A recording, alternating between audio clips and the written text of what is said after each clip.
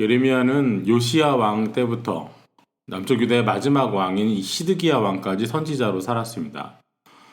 우리가 읽었던 열왕기하서를 기준으로 하면 22장에서 마지막 25장까지가 예레미야가 하나님 말씀을 전한 시기입니다. 예레미야 당시에 유다는 망해가고 있었습니다. 그리고 예레미야서가 기록된 오늘 본문에 있는 시점은 멸망이 겨우 1년 정도 남은 시점이었습니다. 나라에 그동안 많은 위기가 있었지만 그때마다 돌이킴도 있었고 회복도 있었습니다. 이미 히스기야 왕이 다스리던 때에도 나라가 거의 망할 뻔하였지만은 그때 미가 선지자가 전한 말씀을 히스기야가 들었고 또 이사야 선지자의 권면도 있었습니다. 나라는 회복되고 하나님 약속대로 다윗 왕가의 자손들이 여전히 왕위에 머무르는 유다가 존속되고 있었습니다. 그러나 이런 은혜가 무색하게도 유다의 타락과 부패는 여전했고 멸망의 길을 계속 걸어갔습니다. 예레미야는 그 마지막 순간까지 참 곤란한 입장에 서서 말씀을 전해야 했습니다. 나라를, 민족을 진심으로 사랑하지만 내 나라 내 민족에게 이제는 멸망하게 됐다는 이 멸망을 받아들여야만 한다는 최종적인 심판을 전했기 때문입니다. 말씀을 전할수록 예레미야에게는 내적인 갈등도 있고 고통도 있었습니다. 또 말씀을 들은 통치자는 예레미야를 미워해서 왕궁에 감금하기도 했습니다. 멸망의 때 예레미야는 다른 어떤 선지자보다도 더 확실하고 더 처절하게 백성들의 죄를 지적하고 파멸을 선언했습니다. 이제 심판은 피할 수가 없게 됐습니다. 결국 유다는 바빌론 제국에 의해서 처참하게 멸망당하고 유대인들이 그토록 자랑하고 확신했었던 성전도 파괴되었습니다. 아무리 하나님을 향해 경배하는 성전이라 할지라도 범죄한 손으로, 패역한 손으로, 억울한 사람들의 피를 묻힌 손으로 드리는 제사를 하나님께서는 거절하신 것이죠. 심판이 있었습니다. 마지막 최종의 멸망도 다가오고 있습니다. 그러나 그 가운데에서도 하나님은 긍휼을 약속하십니다. 예레미야 31장부터 34장은 장래에 있을 회복을 예언하는 말씀입니다.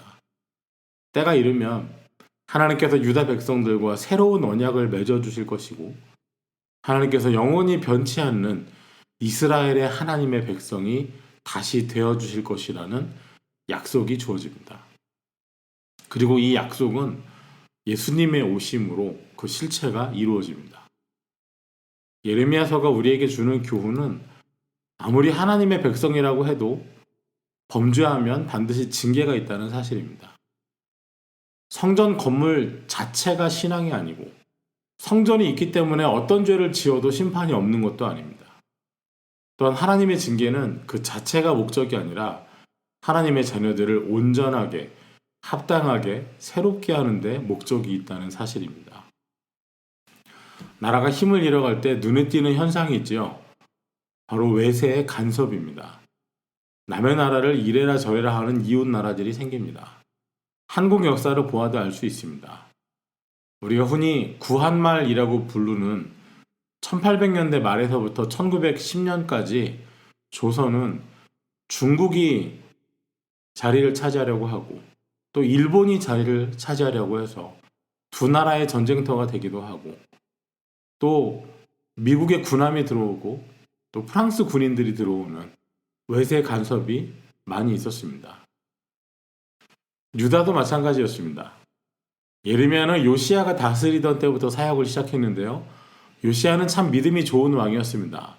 유다의 3대 성군이라고 불릴 정도이니까요. 열정도 있었습니다. 성전도 회복하고 말씀도 다시 읽었습니다. 그런데 불행하게도 이 요시야의 통치가 오래가지 못했습니다. 애국과의 싸움에 직접 나갔다가 죽음으로써 유다는 멸망으로 이어지는 혼란기가 시작되게 됩니다. 유다의 남쪽에는 애굽이 있습니다. 막강한 힘을 행사했습니다. 어느 정도였냐면요. 애굽이 유다의 왕을 폐위시키고 자신들의 입맛에 맞는 왕을 세울 정도였습니다. 요시야를 이어서 왕이 된 것이 여호아하스였는데 그를 물러나게 하고 여호야김을 왕으로 세웁니다. 당연히 여호야김은 애굽의 꼭두각시니까요. 친애굽 정책을 펼쳤겠지요. 그런데 이걸 또 바벨론 제국이 가만 놔두질 않습니다. 이번에는 바벨론이 이 여호야김 왕을 폐위시키고 자기들 뜻대로 움직일 친바벨론파 왕을 세웁니다. 그러니까 유다는 애굽과 바벨론 사이에 끼어서 애굽의 편에 서면 바벨론이, 바벨론의 편에 서면 애굽이 치고받는 궁지에 몰리게 됩니다. 이것은 죄의 결과였습니다. 단지 당시의 국제 정세가 이렇게 흘러가는 과정에서 작은 나라 유다가 큰 나라 사이에 끼어서 고생한 것이 아니었습니다. 유다는 애굽 편에 설 것이 아니었습니다. 이미 하나님께서 애굽에서 인도해 내신 바 있습니다. 다시는 돌아가지 말았어야 했습니다.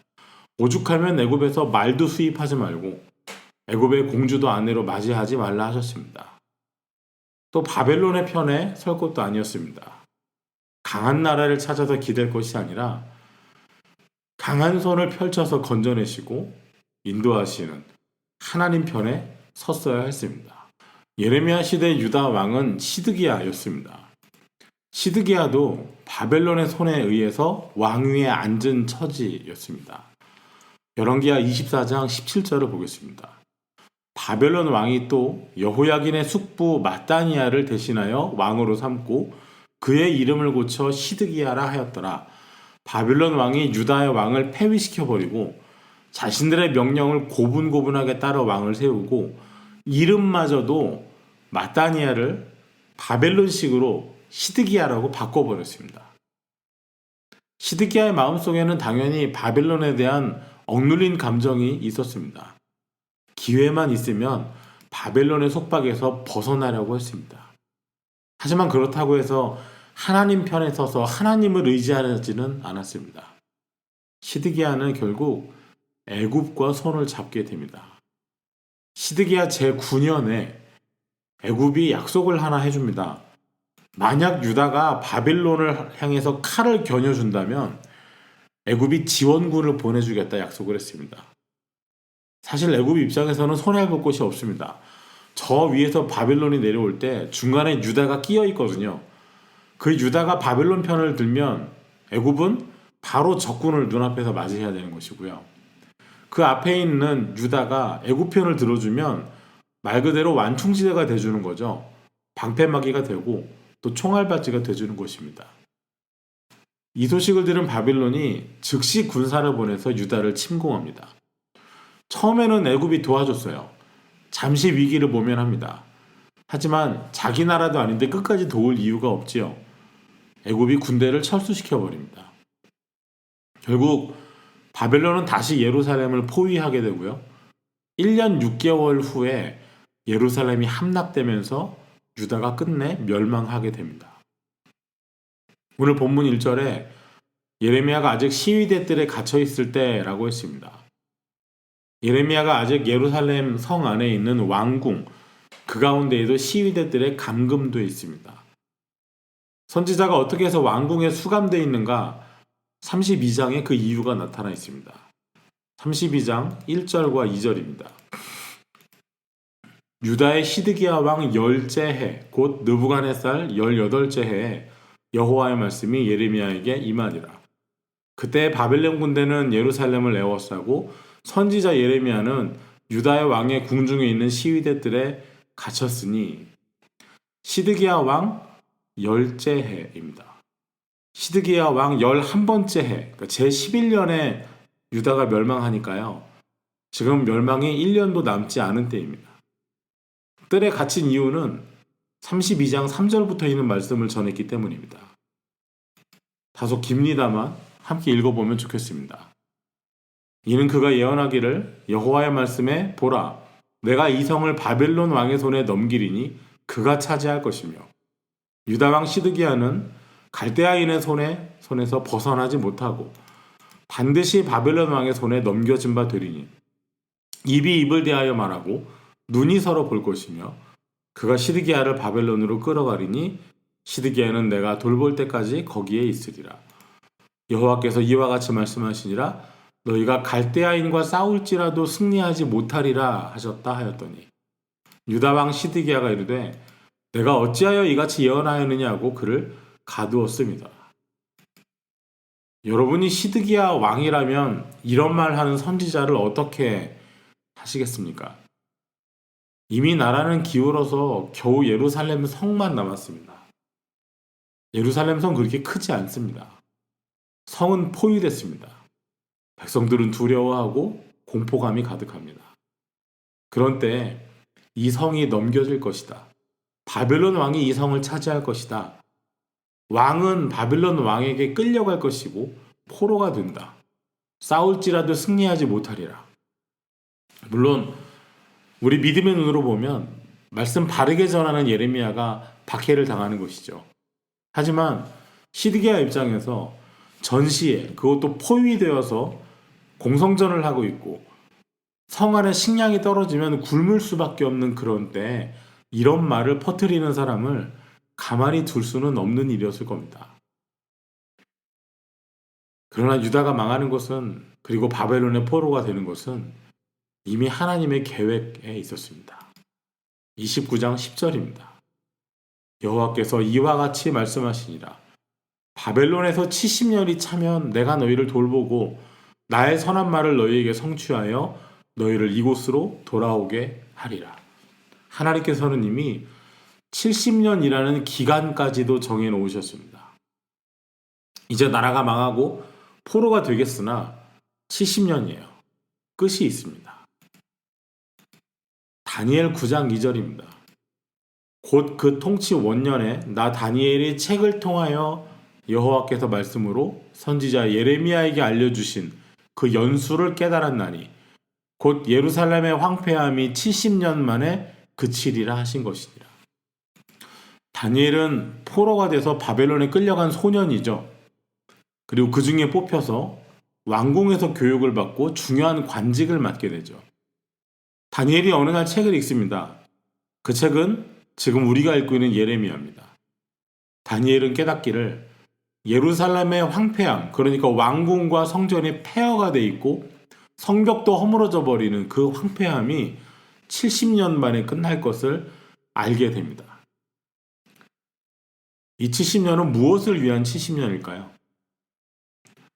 우리 새벽 시간에 신명기를 살펴보고 있습니다. 시내산에서 가나안 첫 경계인 가데스 바네아까지 10하룻길입니다. 그런데 그 길을 정탐 이후 38년을 방황하고 총 40년이 걸려서 가나안 땅으로 들어가게 되죠. 이스라엘 백성의 그 40년이 갖는 의미가 무엇이겠습니까? 하나님만 믿고 의지하고 순종을 배우는 40년입니다. 가나안 땅 들어가서 차지할 때 하나님 의지하고 살아갈 것을 배운 기간입니다. 그러나 우리 이미 알듯이 가나안에 들어간 이스라엘은 하나님 의지하지 않았습니다. 하나님 섬기지 않았습니다. 우상을 따르고 다른 나라를 의지하며 살았습니다. 그 결과가 북이스라엘의 멸망이고 오늘 예레미야 시대에 이제 마지막 남은 1년 예루살렘이 포위되어 있는 이때입니다. 그리고 이제 곧 시작될 70년. 이 70년의 목적은 광야 40년과 똑같습니다. 하나님만 믿고 의지하고 순종을 배우는 70년입니다. 누가 하나님이신가? 누가 우리를 구원하는가? 누가 우리를 인도하시는가를 배우는 70년입니다. 그래서 출애굽한 이후에는 나는 너희를 종되었던 애굽 땅에서 인도해낸 여호와라 이렇게 말씀하시고 바벨론 70년을 마치고 돌아온 이후에는 나는 너희를 종되었던 바벨론 땅에서 인도하여낸 여호와라 라고 하나님 말씀하시죠. 이렇게 갇혀있는 시기에 아직 시위대 뜰에 갇혀있을 때 여호와의 말씀이 두 번째 임한 것입니다. 그것이 바로 오늘 우리가 읽은 본문 33장 3절입니다. 너는 내게 부르짖으라. 내가 내게 응답하겠고 내가 알지 못하는 크고 은밀한 일을 내게 보이리라. 부르짖음과 응답, 바로 기도에 관한 말씀입니다. 기도하면 알지 못하는, 지금으로서는 감히 생각도 할 수 없고 알 수도 없는 놀라운 일을 보게 되리라는 약속입니다. 그런데 이 말씀은요, 예레미야 개인만을 향해서 시위대들에 갇혀 있으니까 선지자로 섬기느라 고생이 많으니까 더 기도해라. 그러면 놀라운 일을 내가 너에게 보여주겠다. 너를 특별한 선지자로 만들어주겠다. 이런 약속이 아니었습니다. 사실 이 약속은 이미 일어날 예루살렘의 멸망, 그리고 이제부터 시작될 70년간의 포로 생활을 어떻게 살아내야 할 것인가, 그 방법을 미리 알려주시는 말씀이었습니다. 이미 29장에서 하나님께서 같은 말씀을 하신 적이 있습니다. 지금 예루살렘만 남아있는 상황입니다. 예루살렘만 포위되어 남아있습니다. 다 바빌론의 땅이 되어버렸습니다. 이미 많은 사람들이 바빌론의 포로로 끌려가 버렸습니다. 먼저 끌려간 사람들을 향해서 예레미야는 편지를 보냈습니다. 포로가 되어서 끌려간 장로들, 제사장들, 선지자들을 비롯한 모든 백성들에게 편지를 보냈습니다. 편지에서 예레미야는 이렇게 썼습니다. 너희는 집을 짓고 거기에 살며 텃밭을 만들고 그 열매를 먹으라. 아내를 맞이하여 자녀를 낳으며 너희 아들이 아내를 맞이하며 너희 딸이 남편을 맞아 그들로 자녀를 낳게 하여 너희가 거기서 번성하고 줄어들지 아니하게 하라. 포로가 돼서 끌려간 그 자리 바벨론에서 거기서도 생육하고 번성하라는 것입니다. 그리고 이제부터 너희는 이렇게 살아라. 그것은 바로 기도였습니다. 29장 12절부터 오늘 예레미야 33장 3절과 얼마나 유사한지 비교해 보시기 바랍니다. 너희가 내게 부르짖으며 내게 와서 기도하면 내가 너희의 기도를 들을 것이요. 너희가 온 마음으로 나를 구하면 나를 찾을 것이요. 나를 만나리라. 부르짖으라. 응답하겠고. 이 말씀과 표현만 다르지 같은 말씀입니다. 이제 포로 생활 70년을 앞두고 있는 유다 백성들입니다. 이제 시작입니다. 어떻게 살아야 할까요? 어떻게 해야 살아남을 수 있을까요? 남의 나라 끌려가서 이제부터 어떤 환경이, 어떤 일들이 기다리고 있을까요? 막막하지 않았을까요? 어떻게 살면 포로 생활 70년을 단지 견디는 것이 아니라 고생만 하고 끝나는 게 아니라 믿음으로 순종함으로 은혜의 길을 걸어서 하나님과 동행할 수 있을까요? 바로 기도였습니다. 어쩌면 식상할지도 모르겠습니다. 그러나 하나님을 향한 기도가 없어서 이 나라는 지금 망한 것입니다. 하나님을 내가 기도할 대상으로 여기지 않았습니다. 의지할 대상을 남쪽의 애굽이나 저 북방의 바벨론 중에서 찾으려고만 했습니다. 기도할 대상도 애굽 사람들이 섬기는 우상 중에서 선택할지 바벨론 사람들이 섬기는 우상 중에 선택할지 늘 오락가락했습니다. 이제 70년간의 또 다른 광야 40년 같은 훈련의 때를 앞두고 이제 하나님께서 하시는 말씀은 집 짓고 살아라. 텃밭을 꾸미고 열매를 먹어라. 결혼도 하고 아이도 낳고 또 아이들을 또 결혼시켜라. 예레미야 29장 7절입니다. 너희는 내가 사로잡혀 가게 한 그 성읍의 평안을 구하고 그를 위하여 여호와께 기도하라. 이는 그 성읍이 평안함으로 너희도 평안할 것이라. 기도하라고 하세요. 그런데 누구를 위해서 기도하라고 하느냐? 사로잡혀 가게 한 그 성읍의 평안을 위해서 기도하라고 하세요. 바벨론 위해서 기도하라는 거죠. 이게 기도가 나올까요? 바벨론한테 망했잖아요. 바벨론 군사들한테 내 형제들이, 내 부모가, 내 자식들이 싸우다가 죽임을 당하고 지금 남은 사람들이 포로가 돼서 강제 이주를 당했는데요. 그 성읍들을 위해서 기도하라고 하세요.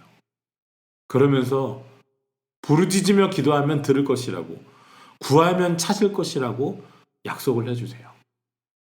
기초 중에 기초입니다. 바닥 중에 바닥입니다. 이것이 없으면 무엇도 세울 수 없고 설 수 없고 올려놓을 수 없습니다. 그것이 기도입니다. 하나님을 향한 기도. 하나님을 신뢰함으로 믿기 때문에 할 수 있는 바로 그 기도. 포로 생활 70년을 가로지르고 나올 수 있는 소망의 길이 바로 기도에 있습니다. 우리는요, 정말 기도 잘 안 합니다. 하다못해 무슨 일이 있어야 돼요. 애들이 어디 하나 아프게라도 해야 그래야 기도하지 않던가요? 일이 생기더라도 내가 뭔가 수습할 수 있다고 내가 해결할 수 있다고 생각하면 기도 잘 안 합니다. 언제 기도해요? 하다 안 되면 그때부터 기도합니다. 이제는 기도밖에 수가 없다. 그러기 전엔 기도 안 합니다. 사실 처음부터 기도가 수였는데 안 하다가 다른 방법, 그릇된 방향으로 이것저것 다 해보고 안 되면 그때 기도합니다. 아닙니다. 처음부터 기도입니다. 오늘 모든 것을 다 잃어버리고 맨몸으로 포로가지서 끌려간 사람들을 향해서 하나님께서는 기도하라고 하세요. 기도하면 놀라운 일을 보여주겠다. 하나님께서는 환경의 제한을 받지 않으시죠.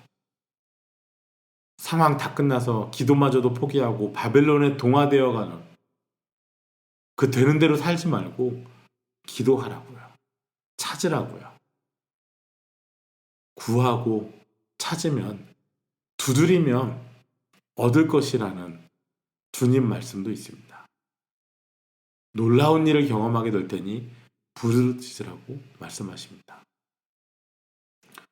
그리고 이후 포로 생활 기간 동안에 이 말씀대로 순종해서 하나님께 찾고 구하고 부르짖으면서 살아간 믿음의 사람들이 계속 나타나죠.